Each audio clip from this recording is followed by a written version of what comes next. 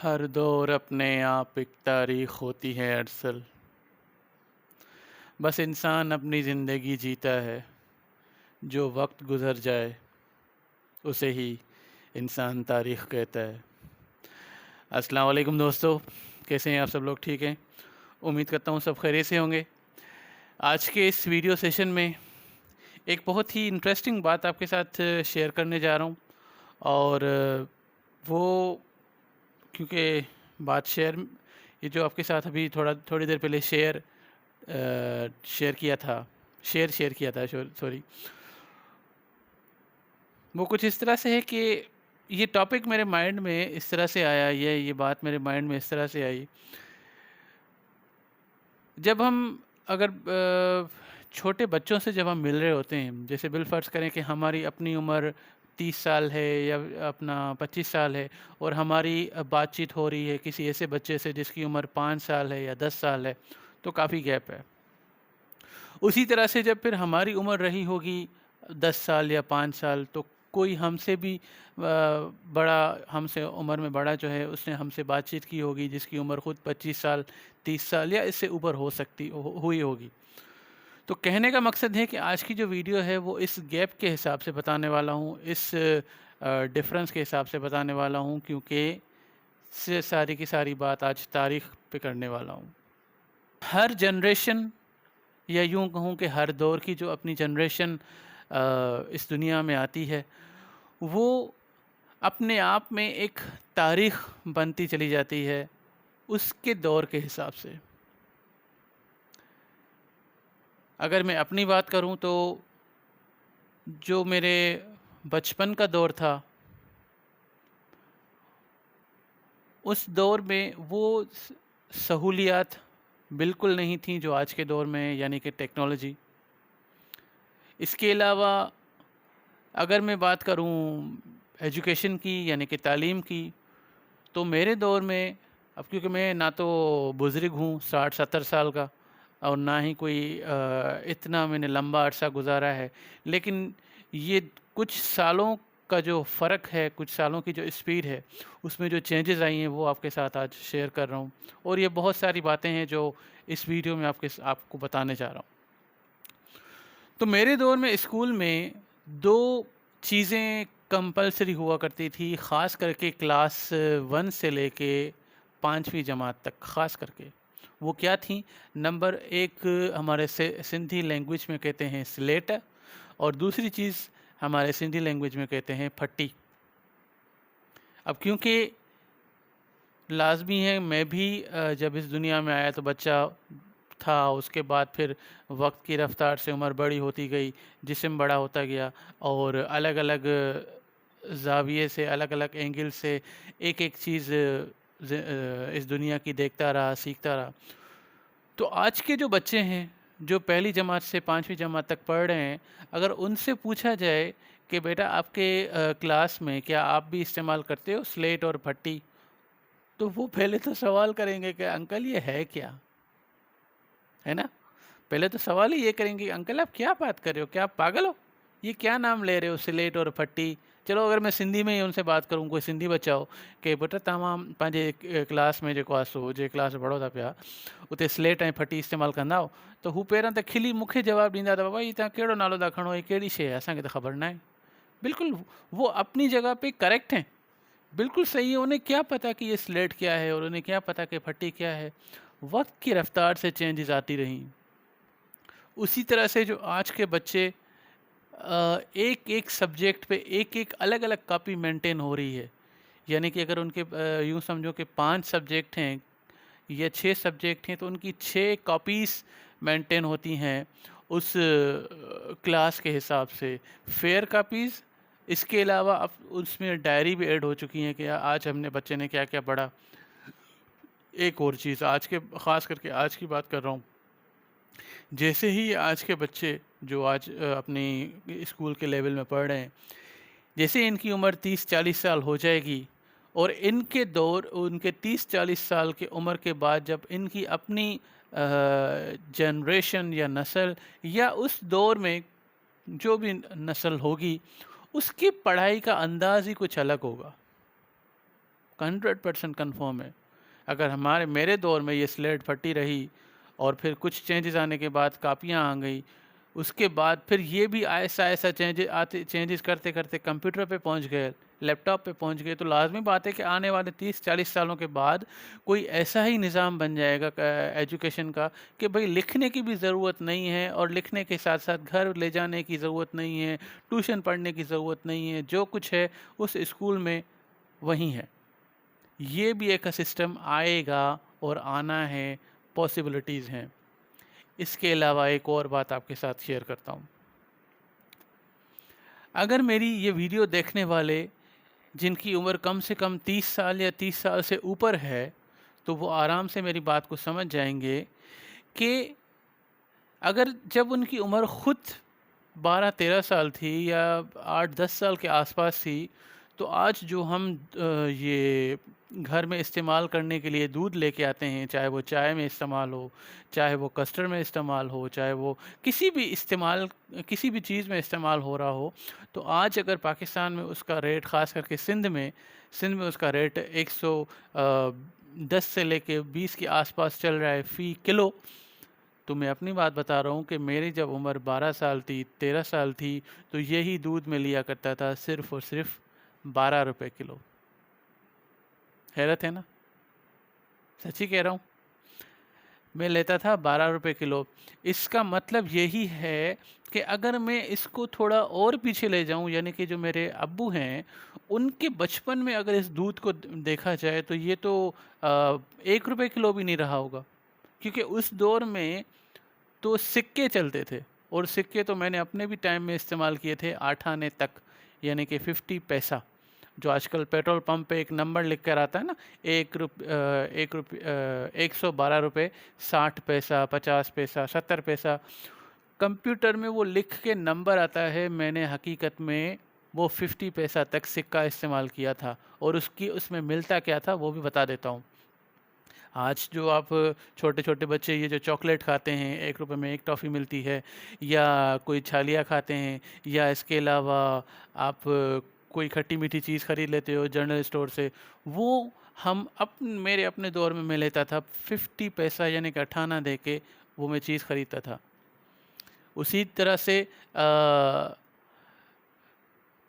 जब आज के दौर के जो बच्चे हैं, उनमें अगर उनको पॉकेट मनी के हिसाब से देखा जाए, तो उनकी कम से कम 20 से 50 रुपए पॉकेट मनी तो कंफर्म है, क्योंकि आज कोई ऐसी चीज़ है ही नहीं जो 1 रुपए में मिले। कोई चीज़ नहीं है। अगर 1 रुपए में है भी तो 1 टॉफ़ी मिलेगी। लेकिन जो मुझे मेरी पॉकेट मनी मिलती थी, वो मैं बता दूँ स्कूल टाइम में, यानी कि अपना केजी से लेके अपना 8वीं जमात तक या 9वीं जमात तक कह सकता हूँ, ये जो मेरा दौर रहा, उसमें मेरी पॉकेट मनी होती थी 5 रुपए। 5 रुपए मेरी पॉकेट मनी होती थी, और मुझे अच्छी तरह से याद है, मुझे बहुत ही ठीक-ठीक याद है कि मेरी डेली रूटीन में, यानी कि स्कूल में जो ये रिसेस होती है या हाफ़ टाइम होती है, 3 चीज़ें मेरे लिए कंपल्सरी थी, जो मुझे अच्छा भी लगता था खाने में, और यूँ कहूँ कि अपना एक पेट भी भर जाता था दोपहर के हिसाब से। क्या चीज़ें थी बता दूँ? नंबर 1 हलीम चावल, नंबर 2 ये दही बड़े यानी कि चाट, और नंबर 3 रिफ़्रेशमेंट के तौर पे थोड़े से बिस्किट, टॉफ़ी या जो भी है। अगर क्लास में भूख लग जाए या छुट्टी के टाइम पे अगर घर में बिल फ़र्ज़ करो देर है थोड़ी खाने में, तो रास्ते में ही थोड़ा बहुत खा लिया। अब ये क्या है, ज़रा समझने की कोशिश कीजिएगा कि आज जो हलीम की प्लेट, यानी कि हलीम चावल की प्लेट आपको रेड़े वाला कम से कम देता है 50 रुपए की, 40 रुपए की या 60 रुपए की, वो मुझे मेरे टाइम में मिलती थी सिर्फ़ और सिर्फ 2 रुपए की। जी हाँ, आज जो 50 रुपए की चीज़ मिलती है, वो मुझे 2 रुपए की मिलती थी। और ये कोई लंबे अरसे वाली बात नहीं बता रहा हूँ। सिर्फ़ और सिर्फ इस बात को गुज़रे भी 20 या 30 साल गुज़रे होंगे ज़्यादा से ज़्यादा। उसके अलावा 3 चीज़ें वो क्या थी, एक मैं बता चुका हूँ कि हलीम चावल, दूसरे मेरी चाट हुआ करती थी, और रिफ़्रेशमेंट के हिसाब से बिस्किट और टॉफ़ी, ये जो भी कुछ है, ये मेरी चीज़ें होती थी। 5 रुपए मेरी पॉकेट मनी, उसमें से भी किसी न किसी तरह से फिर भी 1 रुपया बच ही जाता था, और वो 1 रुपये मैं अपने बैग में डाल देता था। ये भी एक एक्सपेरिमेंट है, वो मैं आपके साथ आगे इस वीडियो में शेयर करता हूँ। तो हुआ क्या कि जैसे जैसे वक्त गुजरता गया फिर अब आते हैं फर्स्ट ईयर इंटर। जब फर्स्ट ईयर इंटर में पहुँचे तो आज के जिन जिन बच्चों से मेरी मुलाकात हुई है जो फर्स्ट ईयर इंटर में पढ़ते हैं, वो बोलते हैं सर हमारी पॉकेट मनी तो हमें 50 रुपये से 100 रुपये मिल जाती है। मैंने कहा अच्छी बात है भाई, और लेते क्या हो? सर क्या बचता क्या है, 50 रुपये का तो हलीम मिलता है और बाकी 50 रुपये की हम दोस्त आपस में दो चार समोसे मंगवाते हैं, उसमें ख़त्म हो जाते हैं। ये भी सही बोल रहे हैं। मुझे फर्स्ट ईयर इंटर में जो पॉकेट मनी मिलती थी वो सिर्फ और सिर्फ मिलती थी 20 रुपये। जी हाँ, क्योंकि 10 रुपये यानी कि 5 रुपये, और सॉरी 10 रुपये तो आना जाना किराया जो वैन में मेरा लगता था, और बाकी बचे 10 रुपये वो उस दुकान अपने कॉलेज के लिए मुझे मुझे बचते थे। और उसमें से भी मैं पहले ही बता चुका हूँ कि अभी भी इतनी ज़्यादा महंगाई नहीं हुई थी, और उसी हिसाब से मुझे 10 रुपये में अच्छी खासी प्लेट मिल जाती थी, चाहे फिर मैं हलीम ले लूँ, चाहे फिर मैं चाट ले लूँ। और ये दोनों टाइम जो मैं बता रहा हूँ अपने केजी से लेके इंटर तक, ये रहे थे। कभी नवाज शरीफ आ रहा था, कभी बेनज़ीर भुट्टो आ रही थी, कभी नवाज शरीफ आ रहा था, कभी बेनज़ीर भुट्टो आ रही थी। इसके अलावा इस दौरान बीच में जनरल परवेज़ मुशर्रफ भी आया। फिर आगे चलते हैं।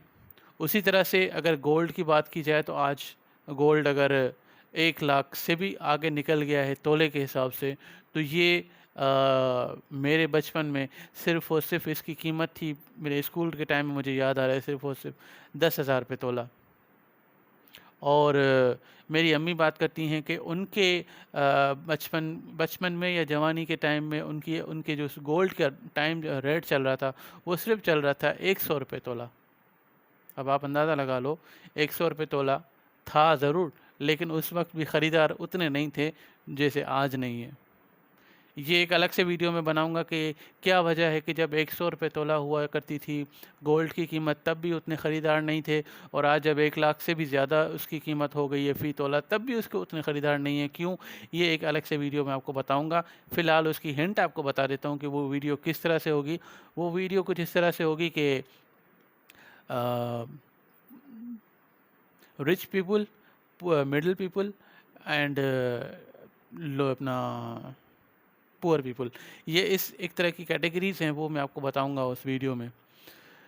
आगे चलता हूँ। एक और बात आपके साथ डिस्कस करनी है, वो ये कि आपने एक और चीज़ नोटिस की होगी, ज़िंदगी में हम अक्सर ये जुमला बोलते हैं, यार बहुत महंगाई है, बहुत महंगाई है, महंगाई ने कमर तोड़ दी है। बिल्कुल सही बात है, इसमें कोई झूठ नहीं है। चाहे जिसका भी दौर रहा हो, मैं किसी भी पार्टी के लीडर के ख़िलाफ़ कुछ नहीं बोलूँगा, क्योंकि मेरा किसी पार्टी से कोई ताल्लुक़ नहीं है। लेकिन क्योंकि मैं पाकिस्तानी हूँ, पाकिस्तान से मेरा ताल्लुक़ है, तो इतना ज़रूर कहना चाहूँगा कि ये पार्टियाँ जाने और इनकी पॉलिसियाँ जाने और इनके अपने काम जाने, इनसे मेरा कोई वास्ता नहीं है। मेरा वास्ता सिर्फ इस बात से है कि हम जो एक सिंपल एवरेज बंदा जो कुछ कमाता है, वो अपने अपनी फैमिली पे ख़र्च करता है, और फिर एक वक्त की रफ्तार से उसमें फिर ये अप्स एंड डाउन्स कुछ इस तरह से आते हैं कि कभी बंदा मतलब कभी ख़रीदारी बजट से बाहर हो जाती है, कभी बजट के अंदर रह जाती है, कभी हम किसी चीज़ को अफोर्ड नहीं कर सकते, कभी हम किसी चीज़ को अफोर्ड कर लेते हैं। ये चीज़ एक एवरेज बंदे के लिए बहुत ही नॉर्मल है। तो बाकी एक आखिरी पॉइंट, क्योंकि वीडियो कुछ ज़्यादा बड़ी हो जाएगी, इसलिए आखिरी बात आपके साथ शेयर कर देता हूँ। ये वीडियो जो आप देख रहे हो, यानी कि ये यूट्यूब की वेबसाइट, ये बस आखिरी बात है, यूट्यूब की वेबसाइट। मुझे अच्छी तरह से याद है कि जब मैं फर्स्ट ईयर इंटर में था, तो ये यूट्यूब तो छोड़ो, सिर्फ गूगल हुआ करता था, और गूगल में भी सिर्फ और सिर्फ पिक्चर्स खुलती थी। मतलब ये यूट्यूब का उस वक्त नहीं था, कॉन्सेप्ट ही नहीं था। तो फिर यानी कि आज जो ये अलग अलग इंटरनेट को इस्तेमाल करने के लिए डिवाइसेस आ गई हैं, जैसे पीटीसीएल की डीएसएल है, इसके अलावा और कंपनियां हैं जो ये इंटरनेट के सर्विसेज दे रही हैं। फिर प्राइवेट सिम वाली कंपनियां हैं, जैसे ये जोंग है, यूफोन है, मोबलिंक है जो मोबाइल के हिसाब से इंटरनेट की सर्विसेज दे रही हैं। तो ये तो अभी आई है ना। जब शुरुआत मेरे टाइम में इसकी इंटरनेट की शुरुआत हुई थी तो एक कार्ड चलता था, उस कार्ड की कंपनी का नाम है नेट पास कंपनी। और उस वक्त इंटरनेट कैफ़े का दौर हुआ करता था कि दुकानों में 10-10 कंप्यूटर, 20-20 कंप्यूटर, वहाँ पे लोग आते थे और अपने इंटरनेट को इस्तेमाल किया करते थे। तो नेटपास कंपनी जो है वो कार्ड इशू करती थी कि भाई आपने 10 रुपये कार्ड लिया या 20 रुपये का कार्ड लिया, वो 24 घंटे एक दिन चलेगा। इससे ज़्यादा फिर बड़े पैसे ज़्यादा दो तो फिर कार्ड उतना बड़ा होता था, यानी कि रिचार्ज उतना बड़ा होता था। लेकिन ये वो दौर था कि आप इंटरनेट पे गूगल पे सिर्फ़ और सिर्फ रिटन स्टेटमेंट, यानी कि कुछ भी लिखी हुई चीज़ें तो देख सकते हो, अपना तस्वीरों में तो कोई चीज़ देख सकते हो, लेकिन वीडियो कुछ था ही नहीं। वीडियो का तो कोई कॉन्सेप्ट ही नहीं था।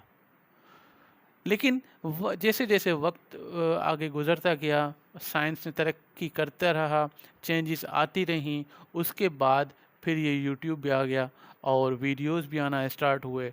वीडियोस के आने के बाद फिर ये सिलसिला शुरू हुआ कि हर बंदा अपना अपना चैनल स्टार्ट करने लगा। उससे पहले ये चैनल का भी कॉन्सेप्ट नहीं था, सिर्फ वीडियो एक प्लेटफॉर्म, यूट्यूब एक प्लेटफॉर्म होता था जहाँ पे अलग अलग वीडियोस मौजूद हुआ करती थी जब नया नया लॉन्च हुआ था ये यूट्यूब। अब एक आखिरी बात, अगर मेरे टाइम में इंटरनेट सिर्फ नेट पास के हिसाब से चल रही थी तो यानी कि ये वो दौर था जहाँ पे सिर्फ पेंटियम 1 और 2 और 3 थे। आज तो मेरे ख्याल से आई सीरीज़ चल रही है, लेकिन मेरे दौर में सिर्फ और सिर्फ ये 3 नाम चलते थे, पेंटियम 1 और 2 और 3। यानी कि जब आपने, अगर आपके पास डेस्कटॉप कंप्यूटर है तो आपको एक सामने डेस्कटॉप की चीज़ नज़र आएगी, फ्लॉपी वाली एरिया। वो फ्लॉपी का दौर भी मैंने देखा है। इसके अलावा उसके ऊपर सीडी रोम वाली एरिया होती है, वो सीडी रोम का भी टाइम हमने देखा है। इसके अलावा जहाँ फ्लॉपी की बात कर रहा हूँ तो फ्लॉपी के टाइम में एक ग्रीन स्क्रीन होती थी मॉनिटर की, यानी कि सिर्फ और सिर्फ लिखना होता था, बाकी वीडियो कुछ चीज़ सामने नहीं आती थी।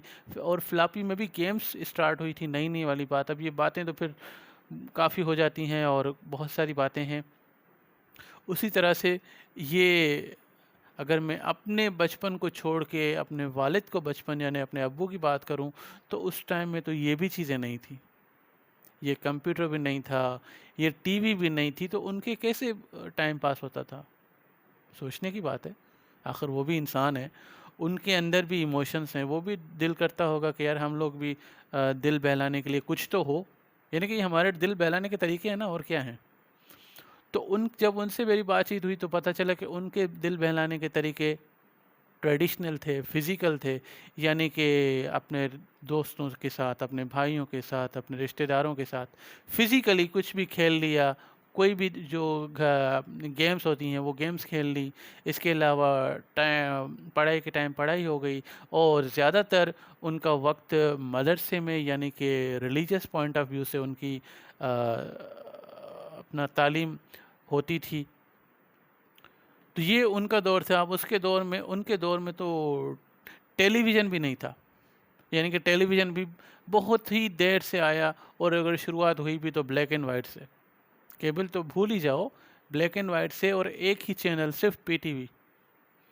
अगर बात पीटीवी की निकली है तो मैं आपको ये भी बता दूं कि पीटीवी का मेरे बचपन का दौर ये भी रहा था कि जैसे ही रात के 10:30, 11:30 या 12 होते थे, टीवी टीवी बंद, मतलब लाइट बंद नहीं, वहाँ से उनकी ट्रांसमिशन बंद हो जाती थी, पूरी की पूरी झिरझिर, कुछ भी नहीं, खाली ब्लैंक। और फिर सुबह 6 बजे नमाज के टाइम के बाद सबसे पहले उस पीटीवी की शुरुआत होती थी तिलावत से। उसके बाद हमद, तिलावत से, तिलावत के बाद दुआ, दुआ के बाद हमद, हमद के बाद नात, नात के बाद फिर सबसे पहला प्रोग्राम शुरू होता था बच्चों के लिए। और वो मुझसे ही इत्तेफाक से मैं कहता था कि ऐसे लगता था जैसे वो प्रोग्राम मेरे लिए ही है। अब्बू जान मुझे रोज़ाना सुबह 7 बजे उठाते थे और बिल्कुल सामने मेरे टीवी होती थी। और उन दिनों में जो वो कार्टून चलते थे, वो 3 बड़े कार्टून, बड़े बड़े बेहतरीन थे कार्टून। नंबर 1 कार्टून था टॉम एंड जेरी, शायद आपने भी देखा होगा या आपको पसंद होगा। और दूसरा कार्टून एक वो है जो खरगोश टाइप कार्टून है, वो गाजर खाता है, उसका नाम मुझे याद नहीं आ रहा है। वो गाजर खाता है और फिर वो ज़मीन में खुदाई करके अंदर चला जाता है। इस तरह के कार्टून चलते थे, सिर्फ 10 मिनट, ज़्यादा नहीं, 10-15 मिनट कार्टून चलते थे, ताकि सुबह-सुबह बच्चों के मूड अच्छा हो जाए, वो स्कूल जाने के लिए राज़ी हो जाएँ। तो ये सारी बातें मेरे बचपन की हैं। आज ये वीडियो देखने वाले लोगों से मैं पूछता हूँ कि आपका बचपन, अगर आपकी उम्र 25 साल से ऊपर है या इससे ऊपर है, तो आपके बचपन में ये सारी चीज़ें रही होंगी। और वो तमाम लोग जिनकी उम्र 16-17 साल है, 13-14 साल है, जो आज मेरी ये वीडियो देख रहे हैं, उनसे भी मेरा सवाल है कि आपके आज वाले बचपन में क्या-क्या होता है, किस तरह की रूटीन है। और एक बात याद रखिएगा, जिनकी उम्र आज 12-13 साल है या जितनी भी है, जैसे ही आने वाले 30-40 साल में हम पहुंचेंगे, यानी कि उनकी उम्र जब 30-40 साल हो चुकी होगी, तो उस दौर की जो भी जनरेशन होगी, जो भी नस्ल होगी, उनके रहने सहने का तरीका ही मुख्तलिफ होगा। और क्योंकि इसमें ज़्यादातर हम अमल दखल साइंस का है, और साइंस ही हमारे ज़िंदगियों को चेंजेस चेंजेस उसमें चेंजेस लाती है। अपनी इस वीडियो को मैं कंप्लीट करता हूँ, और इस वीडियो के हिसाब से कुछ भी बात कहना चाहते हो तो यू आर मोस्ट वेलकम। अपना बहुत सारा ख्याल रखिएगा, मुझे दुआओं में याद रखिएगा। अल्लाह हाफिज़।